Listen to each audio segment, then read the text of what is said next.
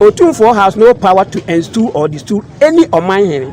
Edi na abe ya ade be san wetimfuo. Wetimfuo di Nyankopon. Wo bless Anteman ase.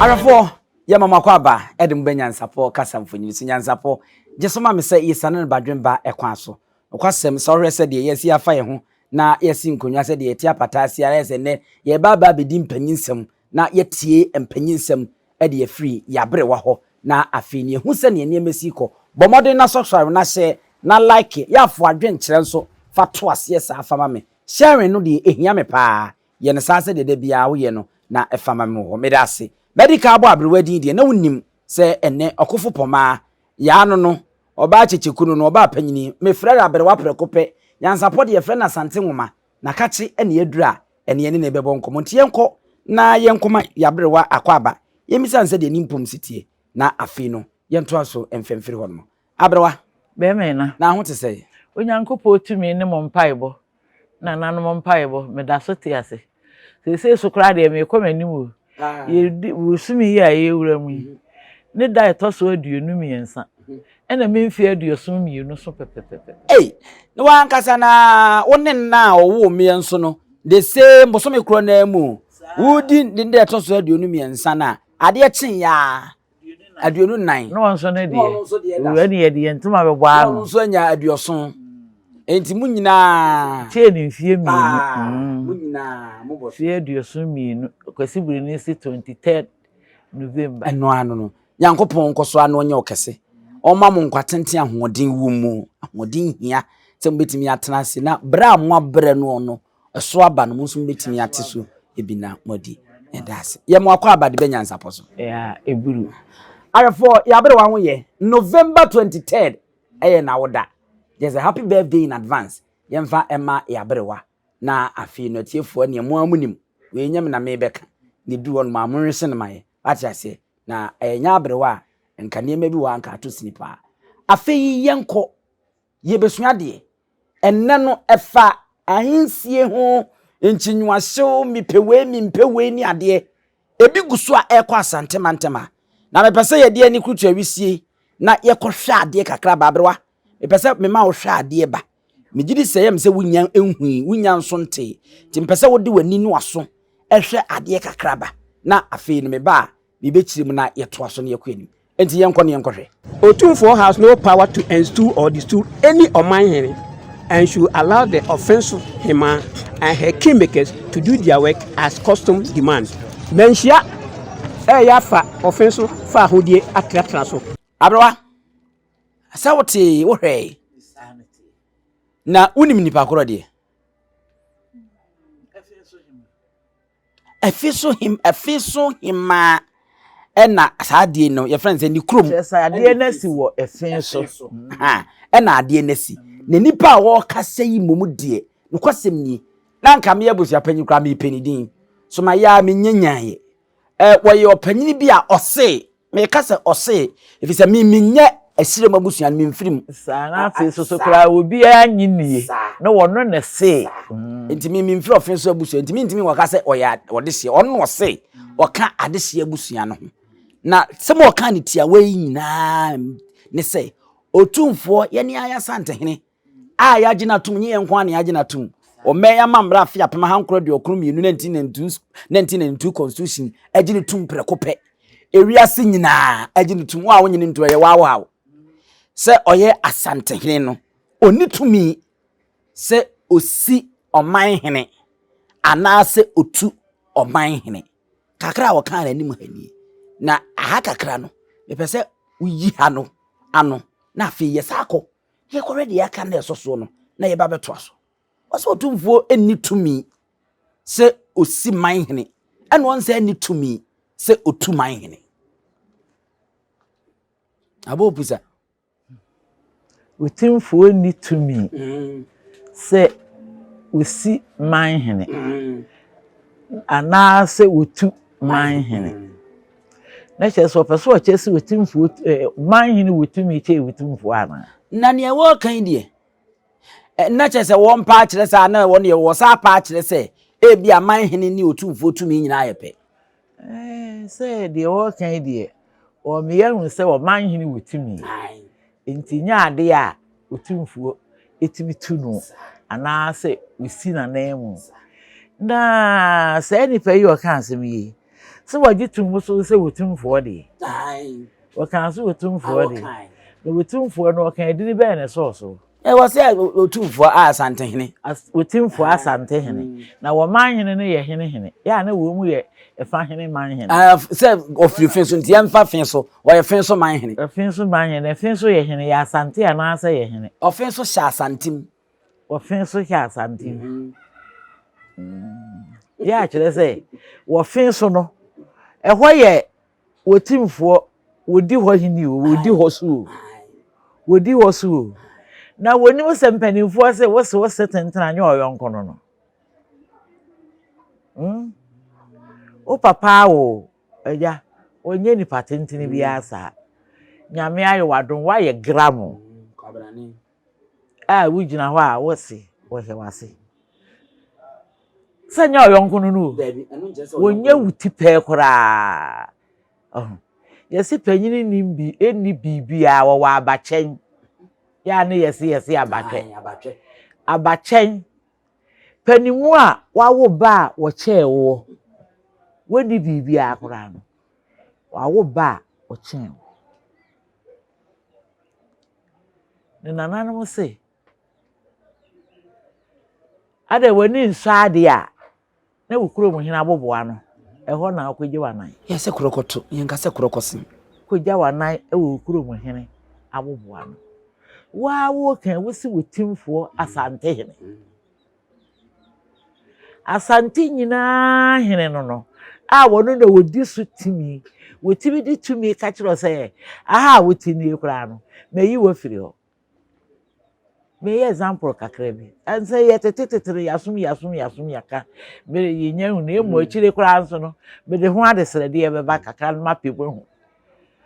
say wo hene be cha panyini wo him panyin ba no tete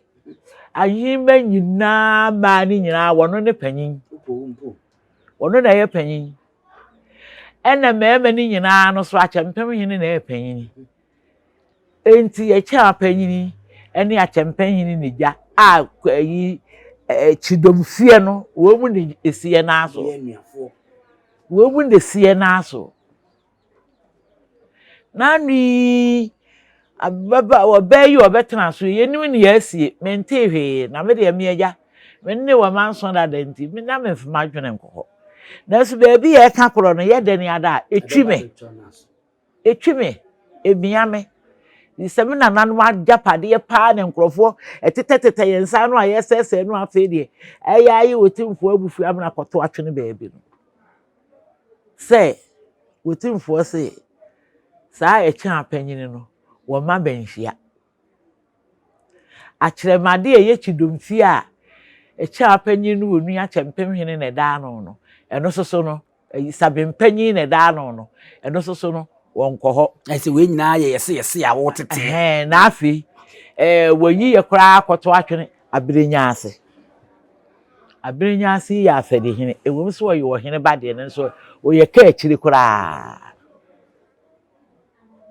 na me de me mpanye bibi kura nti afede abrenya ase su si ne bo afede wo ye niam bi wurawura apeta pansem bi mu se eye no kura se ye na be henase wotimfo de ya be henase insi mente enso wotimfo ohun baabi a onanano baabi atumi koduro woti ase se odi akwa ye beka se ono akra na nka ne ba nti se ne nka obebu nani agudie wo ye so enso ne ba kra no otumi di tumi no edi no na wunim edina ye frɛ na tipini hene ene me mwate ase ubi nti ase ye frɛ no etipini hene pini wutirim etire pini ti pini wutirim okay wo hene ba kodi anyambra asɛm a na ani enyan na so so wo hene ti ne simpie so na asabu ya to nanim nya ade a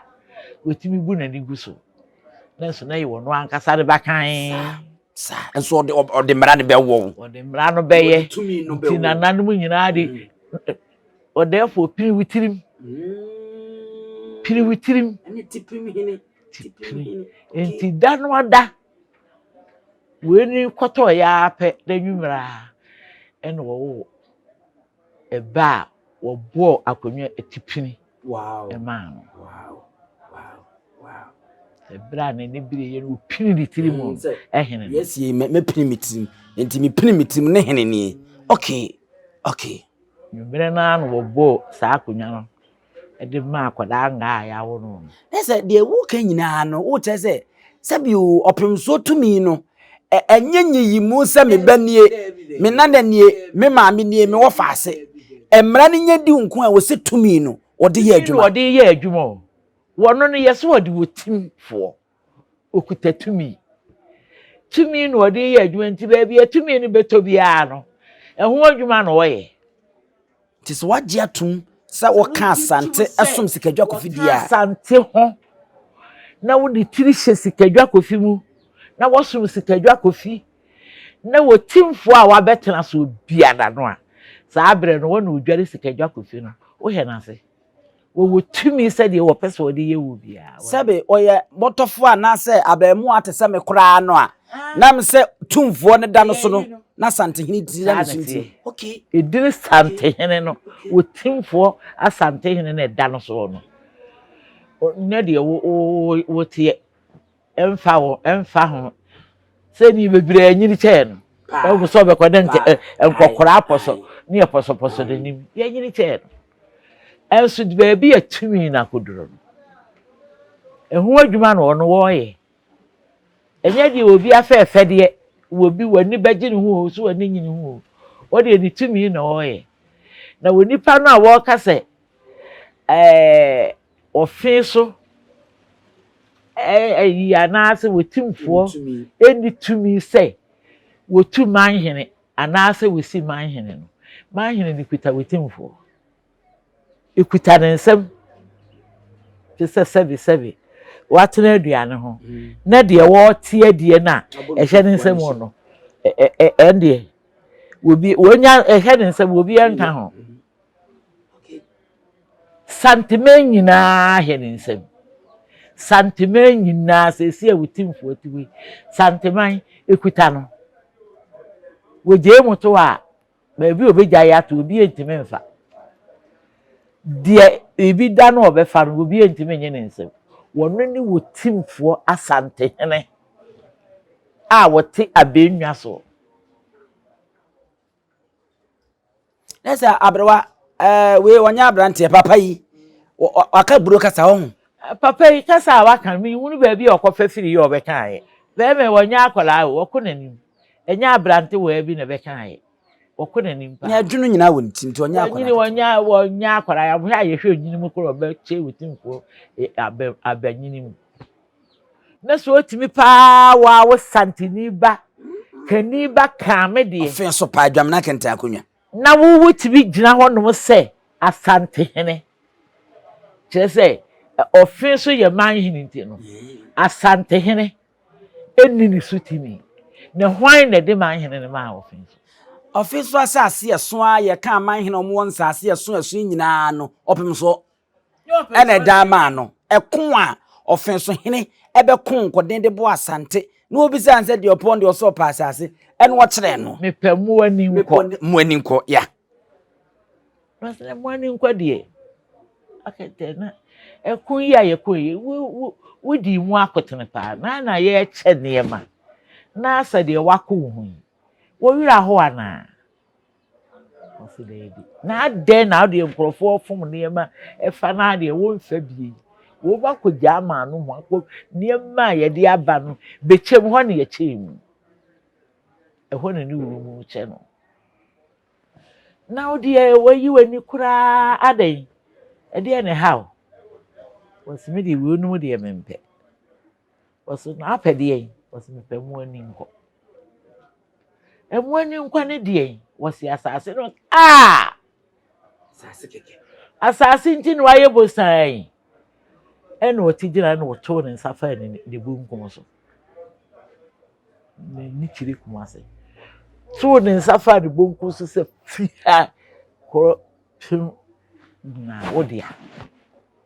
dia chew no obi emu he enso wotimfo awura mu kofa bibi so wona de ma wo so na nyo dia wona de ma wo wura tinche bi tibi kofa bi obia so kofa bi a wotimfo anim no wode ne beba nka abrewa metiase ase wo man ni bi akonwa ato na nka adehye abusu akora buofu no wo mo kasa enka nya fin so na wo so mo de tumi se be kasa ko asase na mote so no kora no opim so na de che wo na de che wo so obi kofa bi a won na abekwa akobo na mane no because no ni baby anu de one ma anu koka anu koka no oni de enti a wo no de ama wo nsese obi kɔ ho wono so de wo hia bi a okɔ ya na wafa wo mo amane ohin bi ni me di nkomo me mmodidi na mputudwuma wo ye wo nukuro mu no na de aka akosia ne se na saase bi akam a wo bɔ mpaye se ho asɛm da opimso anim na asɛm oka henie wo se abusia me bɔ mpaye se opimso benya akwanya no na watimi atena se na afi waka asɛm no na masase mensa aka mensanya ka masase na ankasa me nkama wie nwuma meye e de ama me kure nyina oyi wo hene o ada no no amfa ne pengo ka sensase na media ba asmanso na eda so na ase de asema ba ho no nipa obetimi akyere sasase we ye kotene ana bentene de ano ayi otumfo ngo a abroa yenkɔ second video no ne numu nsɛm nso de enu nso mu pipa yekoba machiro mu na yento aso ne yenkɔ yenhwɛ no nso ne yemra. Offinso is highly disappointed in Menchia over how the pending chieftaincy dispute is being resolved by His Royal Majesty Otumfuo II. Offinso has noticed that Asantehene is taking advantage of the respect our Queen Mother has for him and therefore over-exercising his powers on our Queen Mother to harass and make her powerless. There were 18 contestants and the Queen Mother made her possible 3 and finally settled on Dr. K.K. Sapong. The Kingmakers unanimously accepted the nominee in good faith. If the Kingmakers had rejected the nominee, the Queen Mother would not have had a caution. And we repeat that there was nothing like an objection from our Kingmakers. Customs and tradition were made, and as dancer was given to the Kingmakers, namely Achiamehene, Jasehene, Kontre, Nifahene, Benkumhene, Ankobiahene, Akwamehene, Adontehene, Samahene, Achiami Group, Asunahene, as customs demand. We can state emphatically that Otumfuo has no power to Enstool or Destool any Omahene and should allow the Offinso, Hemaa, and her Kingmakers to do their work as custom demands. All allegations leveled against the nominee and the Kingmakers have been dismissed by Otumfuo's committee. The committee established that there was no spell cast on the Ashremu royal family. Before the committee findings, there is a judicial committee report that history of Offinso very well. Archbishop Kwesi Sapong has stated clearly that there is nothing like Abosonom in the Ashremu royal family. The Offinso state book, which has that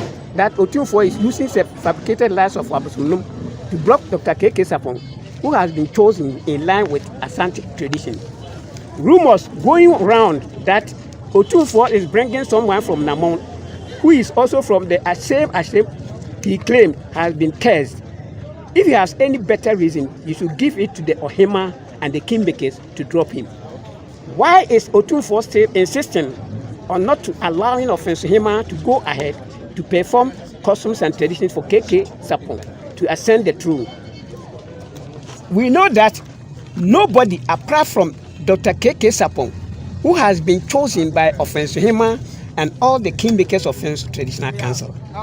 Nobody can choose anyone for Offinso apart from Offinso Hemaa and the Kingmakers of Offinso, because Offinso is a big town now and it needs a responsible, dedicated and visionary person not to try and error again. We are sending this message to Offinso to allow Offinso Hemaa to perform the necessary customs and traditions for Dr. K.K. Sapon to ascend the throne to bring peace, tranquility to Offinso and stop the harassment and molestation of Queen Mother. However, if he decides not to support Ohema's action and continues with the harassment, Offinso is going to be the next Sampa and hence jeopardize the peace in our community. Offinso deserves better. Offinso needs Dr. K.K. Sapon. Offinso must back up now. Abra, infonyini na da ho no. Second part no. De eno so biem o sisi dua o ka me kirema kire wa wiansa na wo bibia wo bisa me. De o ka na so ka na poto ka senti. De o ka ne se. Ka me akoye se ese de otumfo yi obi etumi wo no wakekere won se agu achi no wo bo yam no. Otumfo pese nana se wa nya ako a wo ye Offinso man Hemaa no. Odi ni tumi kekere no no de ne se agu na achi no wo bo ne yam. Na oma ne be yi obi ese oni tumi wo ho. Oma na kwan sansa adehye abusua no nipa omu di omu sefata no omu yedu nwotwe omu sone so aka miensa aka na atanankonnwa omu tu hini si hini no se baako pe no omu pe no K.K. Sapon no ento omu makwan na Offinso nye kuro ketwa na sabi mensia betena Offinso ese di otumfo mensia o de waka se di otumfo ese o ma mensia betena Offinso nso nye kuro ketwa enti second part no sensem o kan yi bi no yo yate empanyinfo se enkwanjua anosini bi atini sebi no na enye me wanwa iwu nipa bi wo ho a asem firi nanu ba wonu amu no oye pane na nso asem epie nanu aba ye akuma masewa ena me giri sese nipa yi a woye we me nyini so oye nipa bi a wabɔbre mu oduru so oye obi a wabɔbre mu oduru a me die saa na me ka no obi a wabɔbre mu oduru wo kasa a wodwene ho na me ko ka we na saa nkoyi na se tefa me so a na me ma na me japade na me wofa asema ye na me de ya no ni mi ama na me busua kora na me gyae sei saa nipa no woni saa de ni bi woni saa adwene no ebi se wo busua bi a wodwene ho wonwene he ho waye no ho sabi de me keka bi die wo mu de nyabre am keka bi ankyere de wo ba papa awese wote semflama woni gina bre pa na akire mflama da se mflama e kwa no maso ni mo gina ho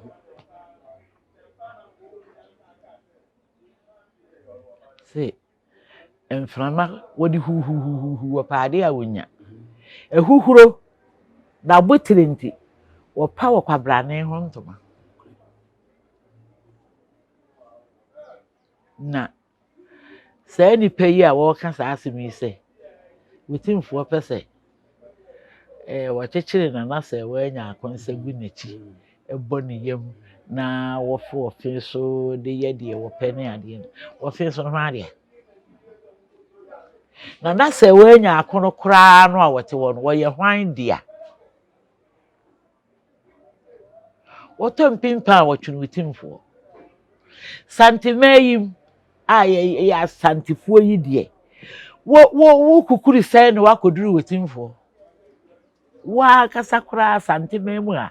ede na abeya ade bi san wetimfo ji nyankopon abrewa papa yi unyini se brofo kasa ne bia onte ase sanse ote brofo kasa na ase anka nsem no kan e bia anka oye panyin tinge bia ko bedwene ho no ofra ntoma aka ne kasa foforo bi eyanse brofo no se omoye ba ko bitwi ne de wo hwa kasa no eye kakra na brofo die enti ayem se brofo no na wonte na wonte a eno na meka che so wonje wo bi ha wodwene kwa akiri dwene busua bi dwene bibi a wodwene wo mu won de na dwene ne se wo kokko ai se brofo kra na wonte a ke de krata ne ma wo no ope onana bi oba bi no obisan se na we brofo ichire mase na wo ria waka se dabi we dia no de mintimi nkoka sa ansem mfa njutumfo enti se wo panyini baabi a wanyina dure na aduane da ho na hu baabi a wo so wote hye na mo bi na ebete hye wano de na yese wankasa no wanhye da anwene hu yie na meka no so wonu ankasa no woni adwiri bi a wodwene mani di mu se se wotena hwehwe bibi so we ayate se kane yesi atutura asem be kuro mu a yefu obi atutura asem na bi kura ne amane nsa no wo de hwese politics yi ye beto aba wo de wodwere na yere ne ma ho obekwa akoye obekwa akogye nsa wakotema dakai bi ho ade aso mu ni abo ni yeku ya mo wo nko ye do wakotum chese wunya ho so ade a wokoye no wunya no ho so enso woni adwene bi se de emisitie se bi firi hɔ a enipa bi a medaya no ye be ye den abrewa we obi ka se ebia oba Hemaa nim hu bia ebe ye onwanwa ana Offinso Hemaa ai medie mi bisa ne sa firi se sa wo hwɛ sentrofo nhye mu yi a papa panyi di ani mu ombe yi ya ye ka ye bowudin se otumfo akyekyere won sa agu achi a wo bo yem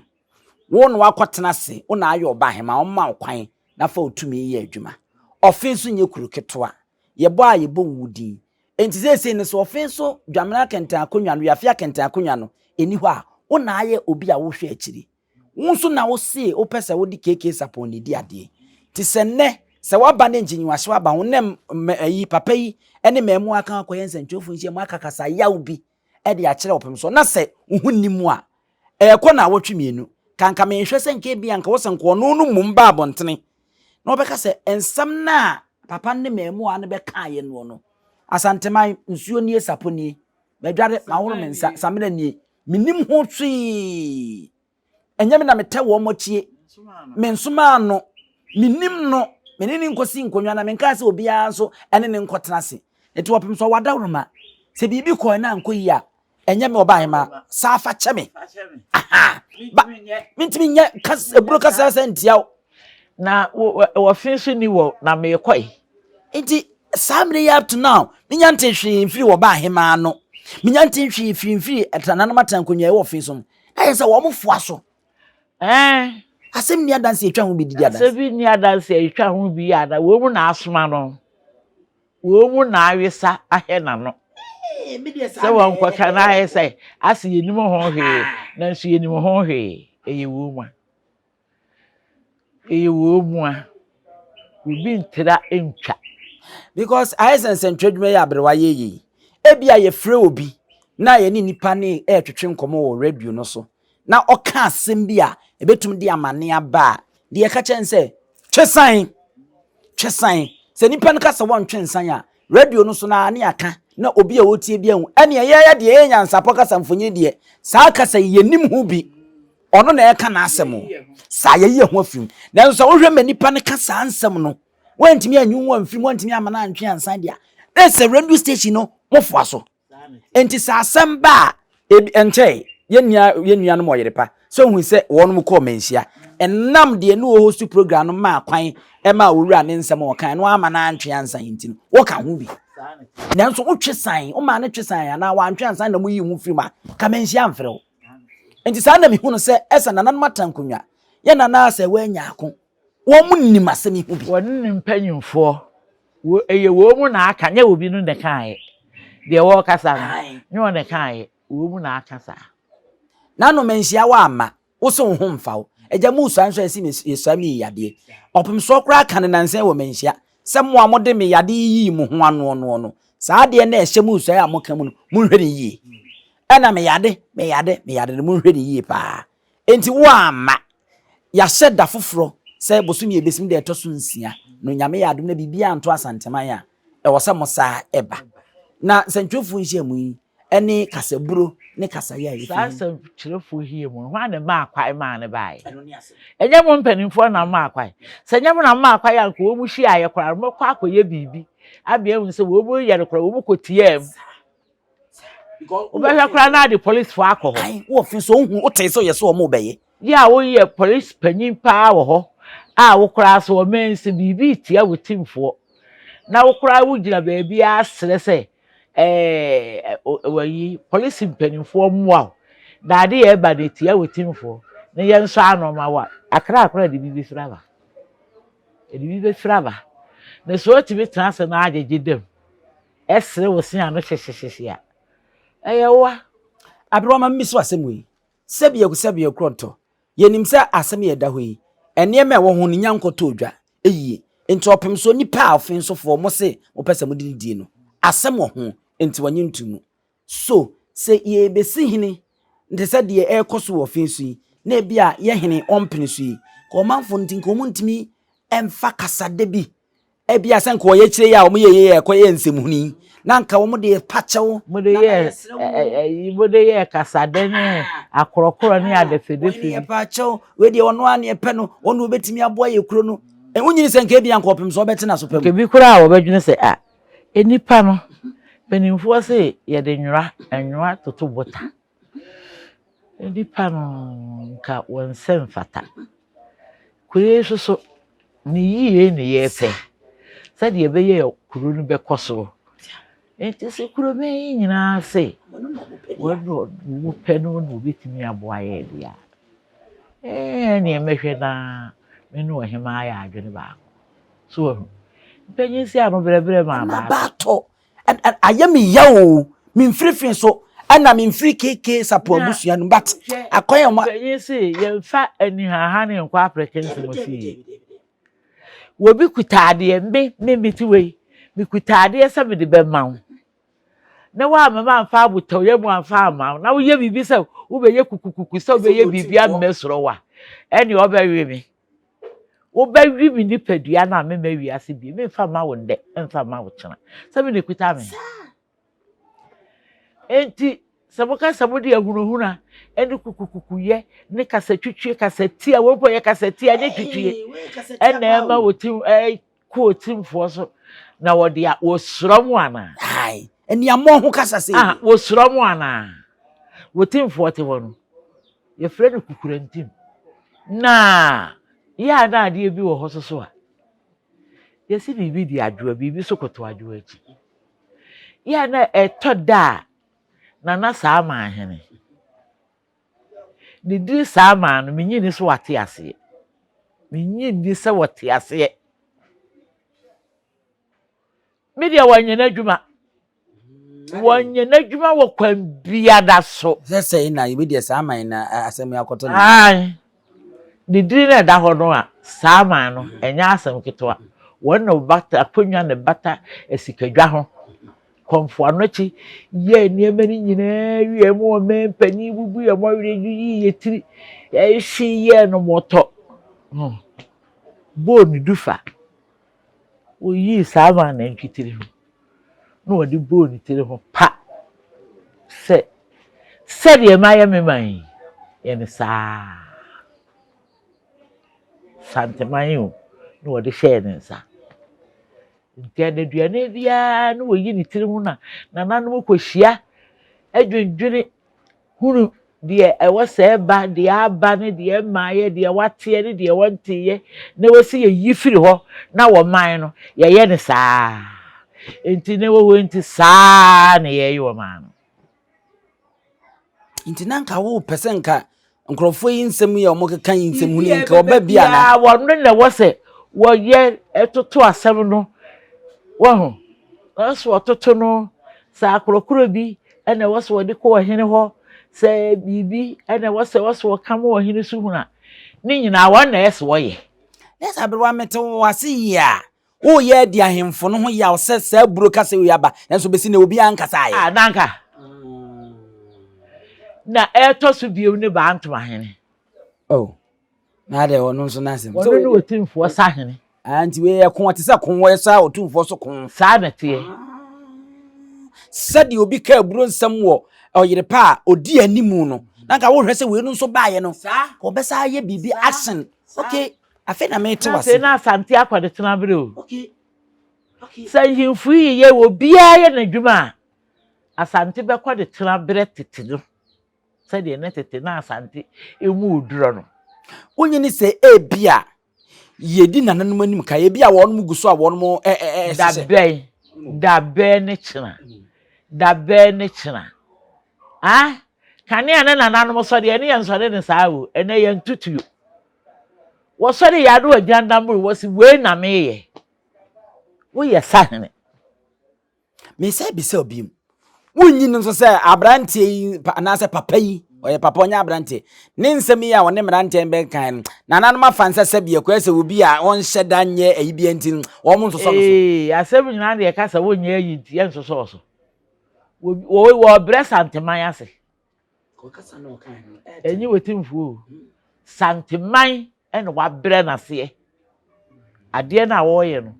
wa bre santeman ase fi so obi wo ba bi kura woni ye manyi mu o so na se wetimfu kura wodi timi say we si man cause papa we kro no timi abeka sanse say we buti de Offinso asamba ye aso be man kai ebe say wetin for kro ni kwa so obo man hene sa de do man hene kan say ye nokre afi de ono ani kromfo bi na tie enti esi bebo dam firifie wini wutia to wodwono na wo santidi bati heya wo nanentem wo nanti wo nase o Offinso ha wo keka de wo pe wotimfo de friend mpentem ya entina na tuyo ya aduosonson abrewa obeka se akachi se wo se Offinso man no ni titiru oba Hemaa na tankonwa se wumpo se wo mo nso nyensanchofo nhia mu na wo mfa chewpa emfa ma wo mo ba atrase bia bekoso wo manhia bia no wo mo ba na wo mo de chewpa eba na se no kra de Offinso Hemaa ne nkofo de wo yemfa wo masam nto nkyei na nanom a wase yakoma wetimfo no wo na wase yesori okay amon sori nkan bibi on wo na wase yesori ka bibi ni yetia wo mu mi ehun se asante tiase asante nko ba bia na mo tena ho se bi o mbeba be pacho no mo be pacho so we de wa kwa ya kwamfo ni mu daboni o ye ya ye se ye ya empanimfo no Offinso Hemaa ne empanimfo nka hwe na wotimfo empanimfo so nka hwe no se sa kwa to ni age wo sere kwa na kwa ka Offinso empanimfo so we banka we e dey do betumi aye so ese manka ntem se me ya wontimi nya hwe wontimi nya hwe we dey no be ye na wotwemi enu bai nka dey no aye bomaduna chiro bomaduna ke kam kokoso asem se no obi ehye ubosiu obi kura be ye wo se ye na me ka se dini kusi wo si wo dumi mebu mebu afi wo bu ye no obi obu edum no kusi ye no bo ye obu edum abeye ne mra ne sa na we ye obi be hia na kan wo de etu no what wo kasa de santemna yekum otimfo kasa what ye kura do otimfo wo kasa de santemna yedin enso wo ka yi otimfo no wo ya santeman ze santementity ni santeman enti nananom a modeda asante ano no a moye santeman kutamufo no a mo na mo ma otimfo edibu amonkanya wo ye frɛ no wo man wira no mo mpagya mo ho abra wonyini na mo ya adeda minim se Offinso asem ye dom besa atena so bi mboso me fofure ko obubuo ne de etoso nsia wonyini se bi nso a wono mo twen ya ne sa ada no wo twa esai wo maka bibia kire wo wo twa esai emema na atete no wo mu kosa no no wo mu tena ho twen odi be boss anom so de ahia wo say yes ya te say ayi nti jakari say obeba oboabo ado nti ye twen so obeba na medu no afa kuro no do mu Wa medura me pie monim. Wo twa mo ho ahia. Mu be hu anu wa be fa mo do. As e dey tin e kan say kro bi Asante kotoko. Ukuma pema apem beba. Ah? Asante tiasi, Asante ko baby a. Mo titi nkonwa no so amede. Eye me wanwa. Mo titi nkonwa no so say life no mu di ibu. Ye so Asante maguso da ye be hie mu wa ahemfi a. Ye be duru be hia na de onu no yonko no chia no ane ye kode da ho. Eh! Nananu a me di na bakoma dwo. Nananu be koen. Nananu be fa da ni bidie so e de to ho me nkyire ma. Na munye sikadie ne yi no no. Wobi na leso wakokra sa abra kwaji sika wonko. Akwaji sika wonko. Asante nye sika. Asante ye mema. Asante ya kukuduru. Abrewa. Ade. Aye critical ma memfo nsi wate. Yenko baby a de nsan ne nkwanta. Yira. Ah? Ye ni etwetwomhwo. Enu otutu ye ni. Aya de. Mpagya mo. Ahwefo ndi titiri Offinso man Offinso this year. Ya besere mani die ni ambrase. Maka na mesesi so biem. Bibia ni ho anya no ne edeka. Na bibia na opese wo de wano ne oteche me beka. Ne beto boko no nso no. E wo kasa e wo so woka. Sabe opimso wo ni party se wa.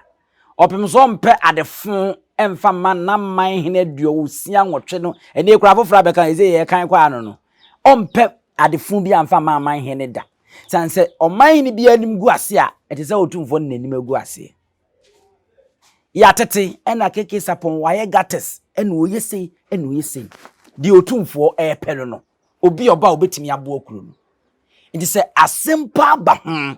na ose eno de wonse mfata se odia ka memeni mu kuro mana mbeka eburo kase ya munya apanyini di monim na enka yeteta kenya tese yesisi skra no besa afri ene enka prakasi eye chawpa ne yetwetwe guso na ya bofufuom ya no krenye koja na woso de ba uchiche montade fufuo na ese chawpa kasade na mo de abegina chi na yesewu na wa moani ewu na no aniepo na wodawrumo mijidi yese Ye wo ma pede maye sa wona nanom yi apede maye wadawroma so osi aboa mabunu se de osi ayese na nka mo keka ne ma na mo so waye wo Offinso oni bi enka onu amutie ene atankonwe wo menhia na eboa me esi manhene na mijidi yese enka akoma kora betimi ato ayem na mmom saa mo kasa ya mo ye oye die nokwasem mesre mo modena na ntentem ya enkachi kura mo mfa chawpa ne ani die na mo mra nimwanimu ya ansa kora na sisi ni bedura adu amma saa bom asa babiem mo abe pachawo abra na nanom atenase e wo manhia na ne a mo kasa ye na mo mfa twidie ne nto nche brofo ne ye kire mu no brofo no de nyanyanyanyanyanyanya ni hu bi da awo ya santi me hanom abrewa ti se sisi ni e betenase na Offinso atenase na se bibia nsidie na akonya wo Offinso atenase a o masa ato asem no so na hono ubikobi abrewa nyame ya adoma mi gina emza hwekra sa dan de baby otumfo tena na omudi nsem na mekwa akoprapra kwa asem mpese me de mani ku twewisi a mehunu mi no santam yi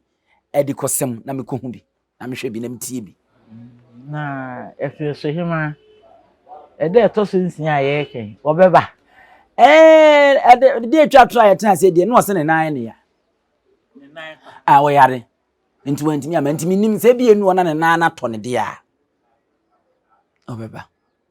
ento ne de a bi anu wantimi ama de meka ne se Offinso Hemaa wo ya tena fofo ho amana dan ne kwaye ze adane awie efri se ntinua ne sisim ese ahwea na no sehwere no enyi wono na ebo se na ebo ntokuku ena ebo hwere ma no ahwea no sehwere ma so nyi ono ebo ne mu bonton kuku ono abo abe no wono wo sua se ano ma bi no ahwea no sehwere ma no wono wo bo ebo ntonkuku na ebo den so opira na echira wiu na abotokura adi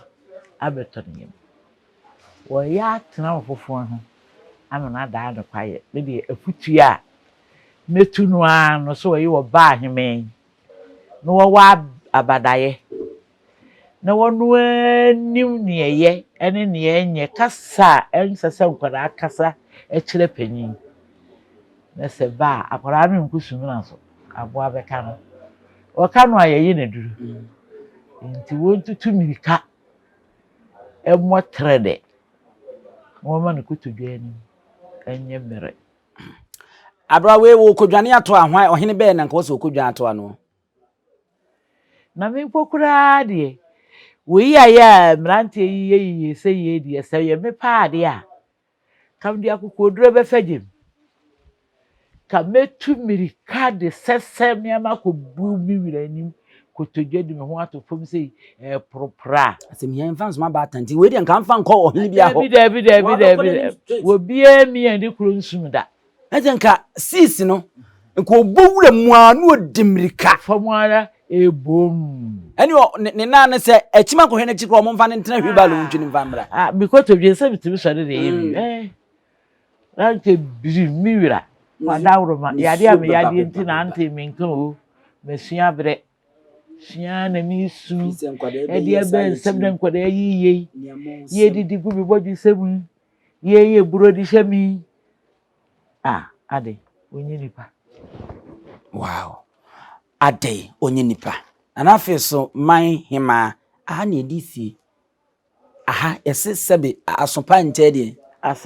asemte ti wadawroma we de nya wonana me amete sukonma na me betufo unim de unim nieye ena unim nienye anano edisi sie kan bibi na ankoya madawroma ene de ni ambrase mu momfa nche na nye boapayo na afi no ye nyina ne nkan tokwaforo wa saa tokwaforo na refi akeka ne nkan ko ena yepe mesre mira keke sapon se ono nso e wana mu bia ontu na nka wo mom be yen sentwofu nche because odin wom wo na wo pa akonwa no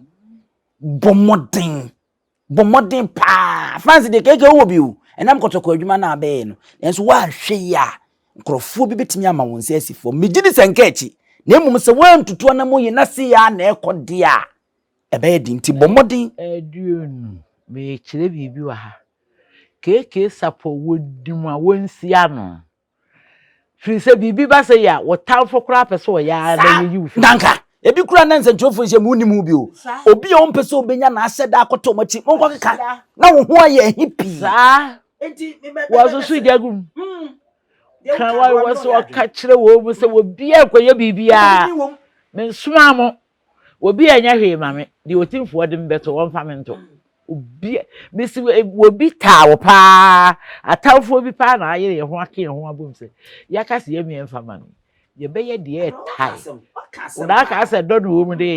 enya do be me na eti ewura keke sapo ye di senior so yakọ wo de minim se wonni otumfo ankasa no wo be wo contact personal contact because wo bia wa frɛ wa mo abeye kotoko adwuma pen de wo ben no eche wo bia enti mesra wo bomodin na se chewpa bia sa akotem mmema nachi enya okra wo de ko ka kire wo mo so mo nsa amfa chewpa mra munya de mo ye no kra munya me mpesa woti atia wo kra ne yete se yesi keke support ne bufu afu nkrofo kra nya ni a eno kra ba mu wonya ahoto a che se obekun anu atumu ama wo msi ye nya hwe ma ye boa abusia ye soroso na yakọ ye mamumo enehwe midin ene abusia pani owusu ediomi Sabe ka ya twa ni mu nyame nai ebu afa so enye de ya twa ni mu twa nyame sebedi akone bekwen bodi atwede na se kofi nro ni ya aben ntime nyina ni mu ampata na wo yade ya